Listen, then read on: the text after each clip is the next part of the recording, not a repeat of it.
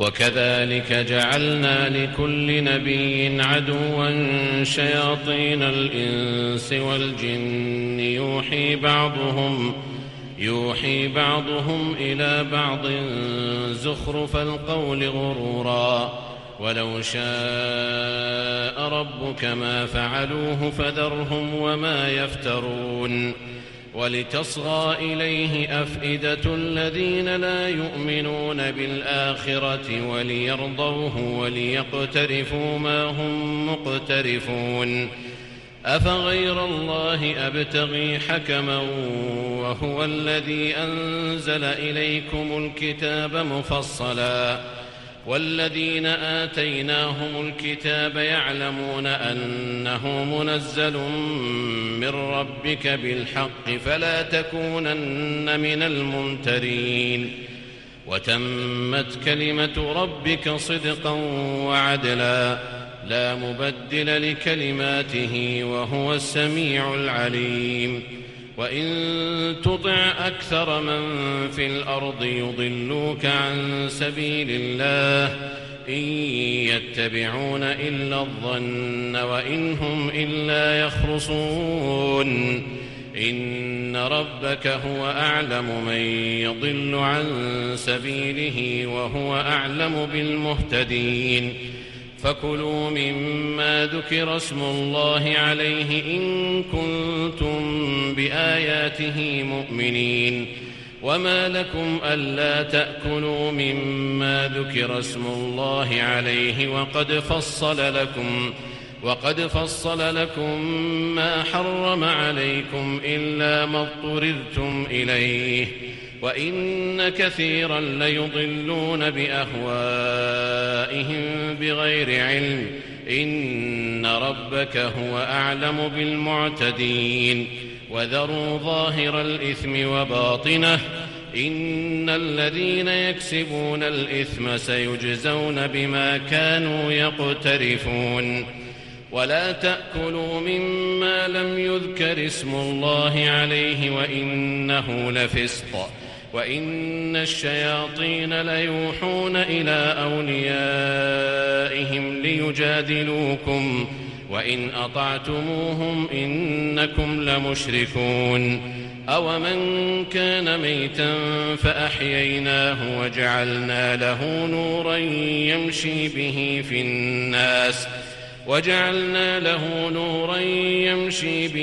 الناس كمن مثله في الظلمات ليس بخارج منها كذلك زين للكافرين ما كانوا يعملون وكذلك جعلنا في كل قرية أكابر مجرميها ليمكروا فيها وما يمكرون إلا بأنفسهم وما يشعرون وإذا جاءتهم آية قالوا لن نؤمن حتى نؤتى مثل ما أوتي رسل الله أعلم حيث يجعل رسالته سيصيب الذين أجرموا صغار عند الله وعذاب شديد بما كانوا يمكرون فمن يرد الله أن يهديه يشرح صدره للإسلام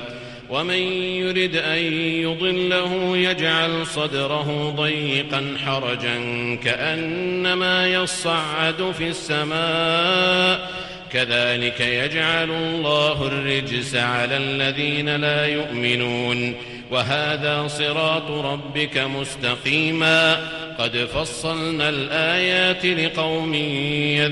يذكرون لهم دار السلام عند ربهم وهو وليهم بما كانوا يعملون ويوم يحشرهم جميعا يا معشر الجن قد استكثرتم من الإنس وقال أولياؤهم من الإنس ربنا استمتع بعضنا ببعض وبلغنا أجلنا الذي أجلت لنا قال النار مثواكم خالدين فيها إلا ما شاء الله إن ربك حكيم عليم وكذلك نولي بعض الظالمين بعضا بما كانوا يكسبون يا معشر الجن والإنس ألم يأتكم رسل منكم يقصون عليكم آياتي وينذرونكم لقاء يومكم هذا قالوا شهدنا على أنفسنا وغرتهم الحياة الدنيا وشهدوا على أنفسهم أنهم كانوا كافرين ذلك أن لم يكن ربك مهلك القرى بظلم وأهلها غافلون ولكل درجات مما عملوا وما ربك بغافل عما يعملون وربك الغني ذو الرحمة إن يشأ يذهبكم ويستخلف من بعدكم ما يشاء كما أنشأكم من ذرية قوم آخرين إنما توعدون لآت وما أنتم بمعجزين قل يا قوم اعملوا على مكانتكم إني عامل فسوف تعلمون من تكون له عاقبة الدار إنه لا يفلح الظالمون وجعلوا لله مما ذرأ من الحرث والأنعام نصيبا فقالوا هذا لله بزعمهم وهذا لشركائنا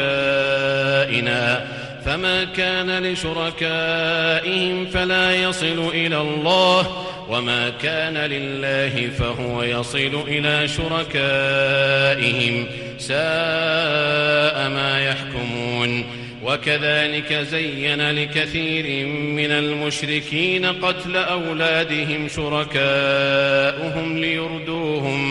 ليردوهم وليلبسوا عليهم دينهم ولو شاء الله ما فعلوه فذرهم وما يفترون وقالوا هذه أنعام وحرث حجر لا يطعمها إلا من نشاء بزعمهم وأنعام حرمت ظهورها وأنعام لا يذكرون اسم الله عليها افتراء عليه سيجزيهم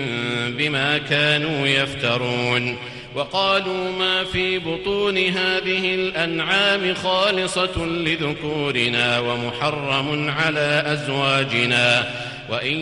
يكن ميتة فهم فيه شركاء سيجزيهم وصفهم إنه حكيم عليم قد خسر الذين قتلوا أولادهم سفها بغير علم وحرموا ما رزقهم الله افتراء على الله قد ضلوا وما كانوا مهتدين وهو الذي أنشأ جنات معروشات وغير معروشات والنخل والزرع مختلفا أكله والزيتون والرمان متشابها وغير متشابه كلوا من ثمره إذا أثمر وآتوا حقه يوم حصاده ولا تسرفوا إنه لا يحب المسرفين ومن الأنعام حمولة وفرشا كلوا مما رزقكم الله ولا تتبعوا خطوات الشيطان إنه لكم عدو مبين 8 أزواج من الضأن 2 ومن المعز 2 قل الذكرين حرم أم الأنثيين أما اشتملت عليه أرحام الأنثيين نبئوني بعلم إن كنتم صادقين ومن الإبل 2 ومن البقر 2 قل أذكرين حرم أم الأنثيين أما اشتملت عليه أرحام الأنثيين أم كنتم شهداء إذ وصاكم الله بهذا فمن أظلم ممن افترى على الله كذبا ليضل الناس بغير علم إن الله لا يهدي القوم الظالمين قل لا أجد فيما أوحي إلي محرما على طاعم يطعمه إلا أن يكون ميتة أو دما مسفوحا أو لحم خنزير فإنه رجس أو فسقا أهل لغير الله به فمن اضطر غير باغ ولا عاد فإن ربك غفور رحيم وعلى الذين هادوا حرمنا كل ذي ظفر ومن البقر والغنم حرمنا عليهم شحومهما إلا ما حملت ظهورهما أو الحوايا أو ما اختلط بعظم ذلك جزيناهم ببغيهم وإنا لصادقون فإن كذبوك فقل ربكم ذو رحمة واسعة ولا يرد بأسه عن القوم المجرمين سيقول الذين أشركوا لو شاء الله ما أشركنا ولا آباؤنا ولا حرمنا من شيء كذلك كذب الذين من قبلهم حتى ذاقوا بأسنا قل هل عندكم من علم فتخرجوه لنا إن تتبعون إلا الظن وإن أنتم إلا تخرصون قل فلله الحجة البالغة فلو شاء لهداكم أجمعين قل هلم شهداءكم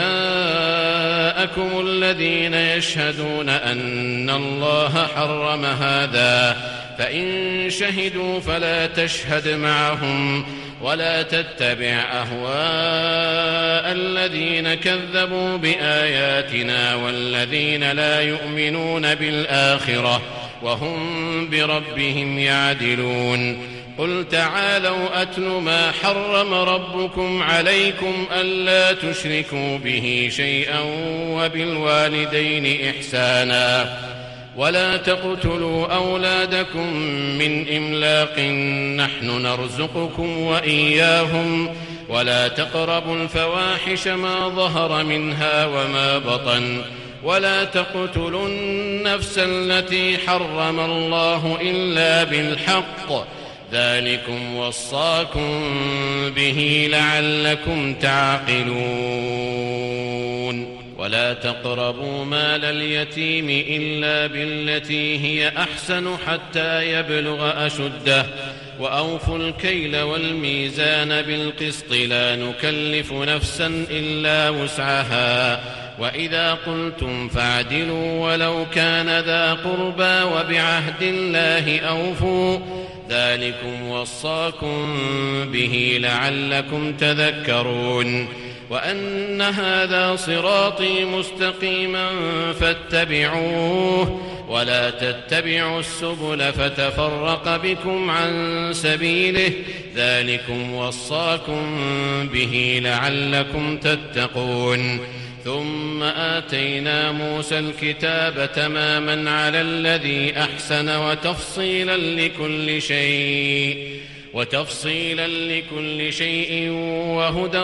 ورحمة لعلهم بلقاء ربهم يؤمنون وهذا كتاب أنزلناه مبارك فاتبعوه واتقوا لعلكم ترحمون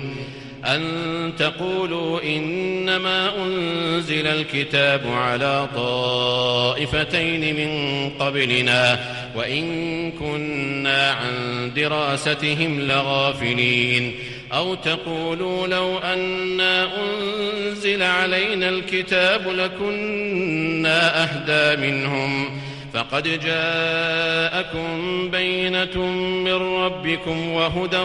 ورحمة فمن أظلم ممن كذب بآيات الله وصدف عنها سنجزي الذين يصدفون عن آياتنا سوء العذاب بما كانوا يصدفون هل ينظرون إلا أن تأتيهم الملائكة أو يأتي ربك أو يأتي بعض آيات ربك يوم يأتي بعض آيات ربك لا ينفع نفسا إيمانها لم تكن آمنت من قبل أو كسبت في إيمانها خيرا قل انتظروا إنا منتظرون إن الذين فرقوا دينهم وكانوا شيعا لست منهم في شيء إنما أمرهم إلى الله ثم ينبئهم بما كانوا يفعلون من جاء بالحسنة فله 10 أمثالها ومن جاء بالسيئة فلا يجزى إلا مثلها وهم لا يظلمون قل إنني هداني ربي إلى صراط مستقيم دينا قيما ملة إبراهيم حنيفا وما كان من المشركين قل إن صلاتي ونسكي ومحياي ومماتي لله رب العالمين لا شريك له وبذلك أمرت وأنا أول المسلمين قل أغير الله أبغي ربا وهو رب كل شيء ولا تكسب كل نفس إلا عليها ولا تزر وازرة وزر أخرى ثم إلى ربكم مرجعكم فينبئكم بما كنتم فيه تختلفون وهو الذي جعلكم خلائف الأرض ورفع بعضكم فوق بعض درجات ليبلوكم فيما آتاكم إن ربك سريع العقاب وإنه لغفور رحيم ألف لام ميم صاد كتاب أنزل إليك فلا يكن في صدرك حرج منه لتنذر به وذكرى للمؤمنين اتبعوا ما أنزل إليكم من ربكم ولا تتبعوا من دونه أولياء قليلا ما تذكرون وكم من قرية أهلكناها فجاءها بأسنا بياتا أو هم قائلون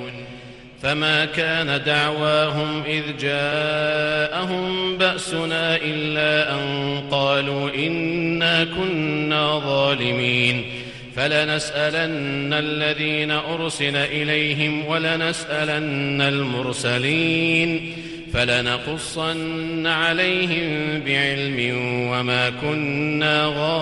غائبين والوزن يومئذ الحق فمن ثقلت موازينه فأولئك هم المفلحون ومن خفت موازينه فأولئك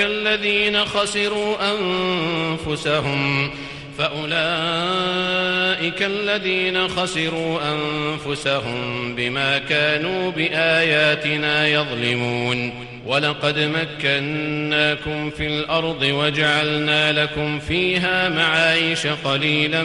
ما تشكرون ولقد خلقناكم ثم صورناكم ثم قلنا للملائكة اسجدوا لآدم فسجدوا إلا إبليس لم يكن من الساجدين قال ما منعك ألا تسجد إذ أمرتك قال أنا خير منه خلقتني من نار وخلقته من طين قال فاهبط منها فما يكون لك أن تتكبر فيها فاخرج إنك من الصاغرين قال أنظرني إلى يوم يبعثون قال إنك من المنظرين قال فبما أغويتني لأقعدن لهم صراطك المستقيم ثم لآتينهم من بين أيديهم ومن خلفهم وعن أيمانهم وعن شمائلهم ولا تجد أكثرهم شاكرين قال اخرج منها مذءوما مدحورا لمن تبعك منهم لأملأن جهنم منكم أجمعين ويا آدم اسكن أنت وزوجك الجنة فكلا من حيث شئتما ولا تقربا هذه الشجرة فتكونا من الظالمين فوسوس لهما الشيطان ليبدي لهما ما وري عنهما من سوآتهما وقال ما نهاكما ربكما عن هذه الشجرة إلا أن تكونا ملكين أو تكونا من الخالدين وقاسمهما إني لكما لمن الناصحين فدلاهما بغرور فلما ذاقا الشجرة بدت لهما سوآتهما وطفقا يخصفان عليهما من ورق الجنة وناداهما ربهما ألم أنهكما عن تلكما الشجرة وأقل لكما إن الشيطان لكما عدو مبين قالا ربنا ظلمنا أنفسنا وإن لم تغفر لنا وترحمنا لنكونن من الخاسرين قال اهبطوا بعضكم لبعض عدو ولكم في الأرض مستقر ومتاع إلى حين قال فيها تحيون وفيها تموتون ومنها تخرجون يا بني آدم قد أنزلنا عليكم لباسا يواري سوآتكم وريشا ولباس التقوى ذلك خير ذلك من آيات الله لعلهم يذكرون يا بني آدم لا يفتننكم الشيطان كما أخرج أبويكم من الجنة ينزع عنهما لباسهما ليريهما سوآتهما إنه يراكم هو وقبيله من حيث لا ترونهم إنا جعلنا الشياطين أولياء للذين لا يؤمنون وإذا فعلوا فاحشة قالوا وجدنا عليها آباءنا والله أمرنا بها قل إن الله لا يأمر بالفحشاء أتقولون على الله ما لا تعلمون قل أمر ربي بالقسط وأقيموا وجوهكم عند كل مسجد وادعوه مخلصين له الدين كما بدأكم تعودون فريقا هدى وفريقا حق عليهم الضلالة إنهم اتخذوا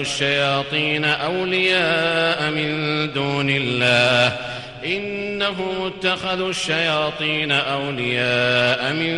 دون الله ويحسبون أنهم مهتدون